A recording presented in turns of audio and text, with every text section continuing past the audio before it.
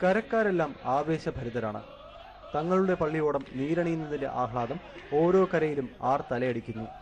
പുതുക്കിപ്പണിത് ഏറ്റവും ഒടുവിൽ നീറ്റിലേക്കിറങ്ങിയത് മല്ലപ്പുഴശ്ശേരി പള്ളിയോടമാണ്.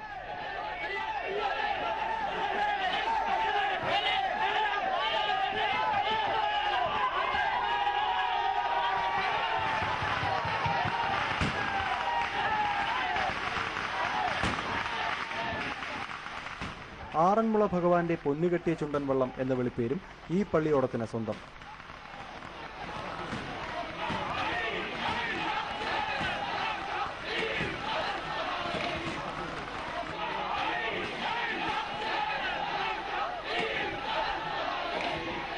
പള്ളിയോടങ്ങളെല്ലാം ഉത്രട്ടാതി ജലമേളയ്ക്ക് വേണ്ടി വരവിന് വേണ്ടിയിട്ടുള്ള എല്ലാ ഒരുക്കങ്ങളും ചെയ്തു വന്നുകൊണ്ടിരിക്കുകയാണ്.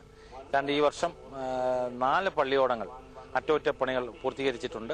ഏകദേശം 41 പള്ളിയോടങ്ങൾ ഈ വർഷത്തെ ഉത്രട്ടാതി ജലമേളയിൽ പങ്കെടുക്കും. 39 പള്ളിയോടങ്ങളാണ് കഴിഞ്ഞ വർഷം ഉത്രട്ടാതി ജലമേളയിൽ പങ്കെടുത്തത്. ഇക്കുറി 41 പള്ളിയോടങ്ങൾ ജലമേളയിൽ പങ്കെടുക്കും. 2 മാസക്കാലം ആറന്മുളയിൽ ഇനി വഞ്ചിപ്പാട്ടിന്റെ താളം അലയടിക്കും. ഒരുപക്ഷെ ഇത് ആറന്മുളയുടെ മാത്രം പ്രത്യേകത. മനോരമ ന്യൂസ്, പത്തനംതിട്ട. കാലാവസ്ഥ.